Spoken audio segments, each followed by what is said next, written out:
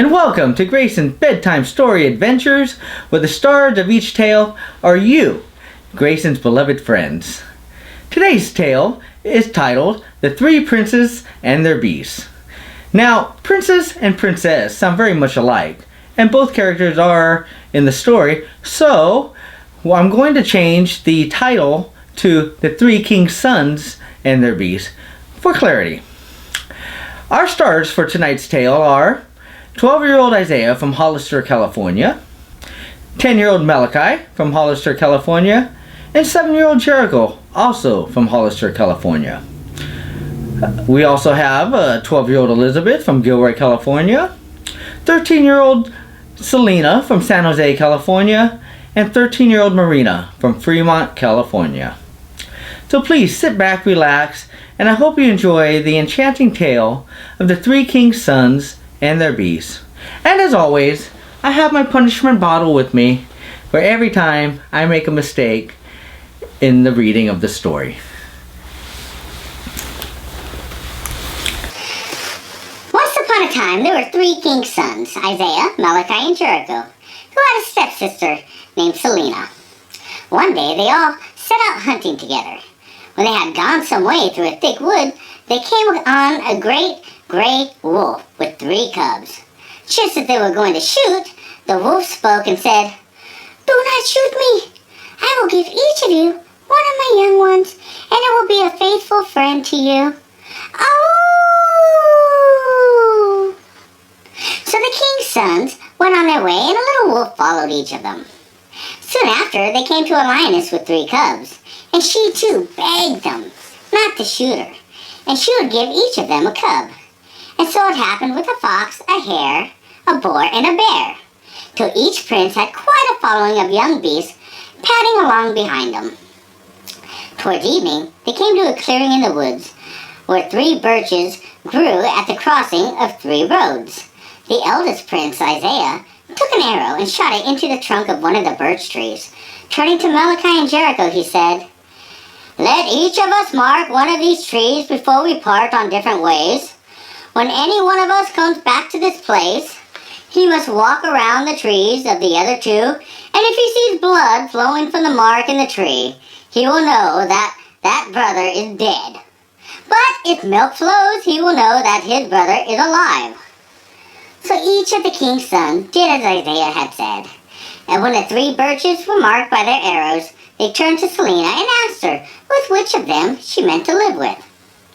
"With Isaiah," she answered. Then the brothers separated from each other, and each of them set out down a different road, followed by their beasts. And Salina went with Isaiah.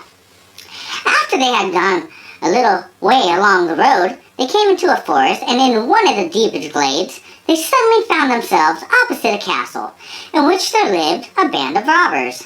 Isaiah walked up to the door and knocked. The moment it was open, the beasts rushed in, and each seized on a robber, killed him, and dragged his body down to the cellar. Now, one of the robbers was not really killed, only badly wounded, but he lay quite still and pretended to be dead like the others. Then Isaiah and Salina entered the castle and made it their home. The next morning, Isaiah went out hunting. Before leaving, he told Salina that she might go into every room in the house except into the cellar where the dead robbers lay. But as soon as his back was turned, she forgot what he had said, and having wandered through all the other rooms, she went down to the cellar and opened the door. As soon as she looked in, the robber, who had only pretended to be dead, sat up and said to her, "Don't be afraid. Do what I tell you, and I will be your friend. If you marry me, you will be much happier with me than with your brother. But you must first go into the sitting room and look in the cupboard. There you will find 3 bottles, and one of them is a healing ointment which you must put on my chin to heal the wound. Then, if I drink the contents of the second bottle, it will make me well. And the third bottle will make me stronger than I ever was before. Then, when your brother comes back from the woods with his beast, you must go to him and say, 'Brother, you are very strong.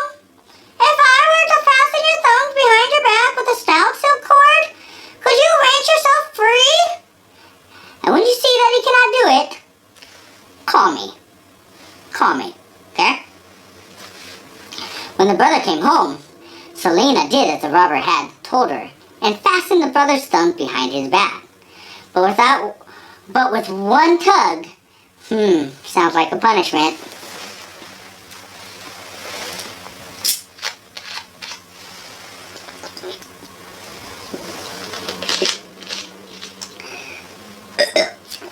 Excuse me.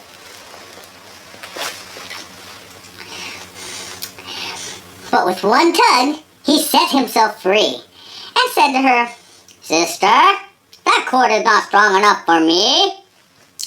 The next day, he went back to the woods with his beast. And the robber told her that she must make a much stouter cord to bind his thumbs with.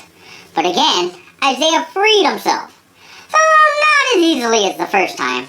And he said to Salina, "Even that cord is not strong enough. Ha ha ha ha." Then the third day, on his return from the woods, he consented to have his strength tested for the last time. So she took a very strong cord of silk, which she had prepared by the robber's advice, and this time, though Isaiah pulled and tugged with all his might, he could not break the cord. So he called to her and said, "Salina, this time the cord is so strong I cannot break it. Come and unfasten it for me." But instead of coming, she called to the robber, who rushed into the room brandishing a knife with which he prepared to attack the prince. Excuse me. But Isaiah spoke and said, "Have patience for 1 minute. I would like, before I die, to blow 3 blasts on my hunting horn. 1 in this room, 1 on the stairs, and 1 in the courtyard." So the robber consented, and Isaiah blew the horn. At the first blast, the fox, which was asleep in the cage in the courtyard, awoke and knew that his master needed help. So he awoke the wolf by flicking him across the eyes with his brush. Then they awoke the lion, who sprang against the door of the cage with might and main, so that it fell in splinters on the ground, and the beasts were free. Rushing through the cord to their master's aid, the fox gnawed the cord in 2 that bound the prince's thumb behind his back. And the lion flung himself on the robber. And when he had killed him and tore him in pieces, each of the beasts carried off a bone as a reward.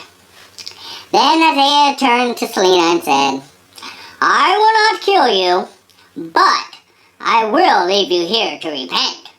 And he fastened her with a chain to the wall and put a great bowl in front of her and said, "I will not see you again till you have filled this bowl with your tears."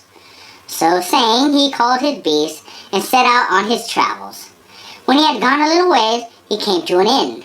Everyone in the inn seemed so sad that he asked them what was the matter. "Oh," replied they, "today our king's daughter, Princess Elizabeth, is going to die. She's to be handed over as a sacrifice to a dreadful 9-headed dragon. Oh!" Then the prince said, "Why should she die? I'm a very strong. I will save her." And so he set out to the seashore, where the dragon was to meet the princess. And as he waited with his beasts round him, a great procession came along, accompanying the unfortunate princess. And when the shore was reached, all the people left her and returned sadly to their homes. But Isaiah remained, and soon he saw movement in the water a long ways off. As it came near, he knew what it was. For skimming swiftly along the waters came a monster dragon with 9 heads. Then Isaiah took counsel with his beasts. And as the dragon approached the shore, the fox drew his brush through the water and blinded the dragon by scattering the salt water in his eyes, while the bear and the lion threw up more water with their paws, so that the monster was bewildered and could see nothing. Then Isaiah rushed forward with his sword and killed the dragon, and the beasts tore the body in pieces. Then Princess Elizabeth turned to Prince Isaiah and thanked him for delivering her from the dragon, and she said to him, Step into this carriage with me, and we will drive back to my father's palace." And she gave him a ring and half her handkerchief. But on the way back, the coachman and footman spoke to one another and said, "Nah, why should we drive this stranger back to the palace? Let us kill him, and then we can say to the king that we slew the dragon and saved Princess Elizabeth, and one of us shall marry her." "One of us," said the coachman. So they killed Isaiah, left him dead on the roadside, and the faithful beast came round the dead body and wept and wondered what they should do. Then suddenly the wolf had an idea, and he started off into the woods where he found an ox, which he straightway killed. Then he called the fox and told him to mount guard over the dead ox, and if a bird came past and tried to peck at the flesh, he was to catch it and bring it to the lion. Soon after, a crow flew past and began to peck at the dead ox. In a moment, the fox had caught it and brought it to the lion. Then the lion said to the crow, "We will not kill you if you will promise to fly to the town where there are 3 wells of healing, and to bring back water from them in your beak to make this dead man alive." So the crow flew away, and she filled her beak at the well of healing, the well of strength, and the well of swiftness. And she flew back to the dead prince and dropped the water from her beak upon his lips, and he was healed and could sit up and walk. Then he set out for the town, accompanied by his faithful beast. And when they reached the king's palace, they found that preparations for a great feast were being made, for Princess Elizabeth was to marry the coachman. So Isaiah walked into the palace and went straight up to the coachman and said, "What token have you got that you killed the dragon and won the hand of Princess Elizabeth? I have here her ring and her handkerchief." And when the king saw these tokens, he knew that Isaiah was speaking the truth. So the coachman was bound in chains and thrown into prison, and Isaiah was married to Princess Elizabeth and rewarded with half of the kingdom. One day, soon after his marriage, Isaiah was walking through the woods in the evening, followed by his faithful beast. Darkness came on, and he lost his way, and wandered about among the trees looking for the path that would lead him back to the palace. As he walked, he saw the light of a fire, and making his way to it, he found an old woman raking sticks and dried leaves together, and burning them in the glade of the woods.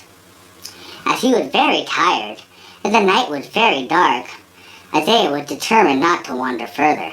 So he asked the old woman, whose name is Marina, if he might spend the night beside her fire. "Of course you may," Marina answered, "but I'm afraid of your beasts. Let me hit them with my rod, and then I shall not be afraid of them." "Very well," said Isaiah. "I don't mind." And she stretched out her rod and hit the beasts, and in one moment they were all turned to stone, and so was Isaiah. Now, soon after this, Isaiah's youngest brother, Jericho, came to the crossroads with the 3 birches, where the brothers had parted from each other when they set out on their wanderings. Remembering what they had agreed to do, he walked round the other 2 trees. And when he saw that blood ooze from the cut in the eldest prince's tree, he knew that his brother must be dead. So he set out, followed by his beasts, and came to the town over which his brother had ruled, and where the princess he had married lived. And when he came into the town, all the people were in great sorrow, because their prince had disappeared. But when they saw his youngest brother, and the beasts following him, they thought it was their own prince, and they rejoiced greatly, and told him they had sought him everywhere. When they led him to the king, and he too thought that it was his son-in-law. But Princess Elizabeth, she knew it was not her husband, and she begged him to go out into the woods with his beasts and to look for his brother till he found him. So the youngest prince set out to look for his brother. And he too lost his way in the woods, and night overtook him. Then he came to the clearing among the trees where the fire was burning, and where Marina was raking sticks and leaves into the flames. And he asked her if he might spend the night beside her fire, as it was too late and too dark to go back to the town. And Marina answered, "Certainly you may, but I'm afraid of your beasts. May I give them a stroke with my rod? Then I shall not be afraid of them." And he said she might, but he did not know that she was a witch. So she stretched out her rod, and in a moment the beasts and their master were turned into stone. It happened soon after that. The second brother returned from his wanderings and came to the crossroads where the 3 birches grew. He went round the trees. He saw that blood poured from the cuts in the bark of 2 of the trees, and he wept and said, "Alas, my brothers are dead." And he too set out toward the town in which his brothers had ruled, and his faithful beasts followed him. When he entered the town, all the people thought it was their own prince come back to them, and they gathered round him as they gathered. Oh, punishment time.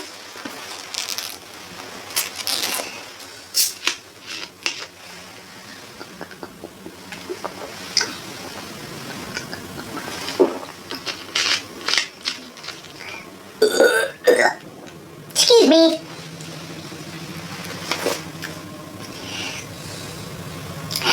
And when he entered the town, all the people thought it was their own prince come to them.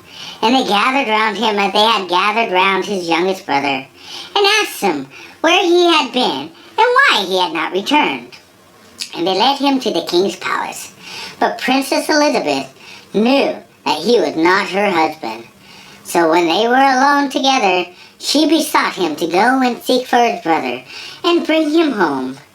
Calling his beasts round him, he set out and wandered through the woods. And he put his ear down to the earth to listen if he could hear the sound of his brother's beasts. And it seemed to him as if he heard a faint sound far off, but he did not know from what direction it came. So he blew on his hunting horn and listened again, and again he heard the sound, and this time it seemed to come from the direction of a fire burning in the woods. So he went towards the fire, and there Marina was raking sticks and leaves into the embers. And he asked her if he might spend the night beside her fire. But she told him she was afraid of his beasts, and he must first allow her to give each of them a stroke with her rod. But Malachi said, "Certainly not. I am their master, and no one shall strike them but myself. Give me the rod." And he touched the fox with it, and in a moment it turned to stone. Then he knew that Marina was a witch. And he turned to her and said, "Unless you restore my brothers and their beasts back to life at once, my lion will tear you in pieces." Then the witch was terrified, and taking a young oak tree, she burnt it into white ashes, and sprinkled the ashes on the stones that stood around. And in a moment, the king's sons stood there before their brother, and their beasts stood around them. Then the 3 king's sons set off together to the town, and the king did not know which was his son-in-law. But Princess Elizabeth knew which was her husband, and they were great rejoicing throughout the land. And that concludes our adventure of the 3 king's sons and their beasts. I hope you enjoyed it, and I also want to thank Isaiah, Malachi, Jericho, Elizabeth, Salina, and Marina for letting us use their names in our story. Have a great night, and take care. We'll see you next time. I hope you enjoyed tonight's bedtime story adventure. Did I make any mistakes and didn't drink from the punishment bottle? Let me know in the comments. Also, if you would like to be part of a future bedtime story adventure, leave your name, age, gender, location in the comments below. If you enjoyed our story and would like to see more, subscribe to our channel to get the latest episodes. Meanwhile, check out another one of Grayson's bedtime story adventure video. Thank you for your support, and we look forward to seeing you next time.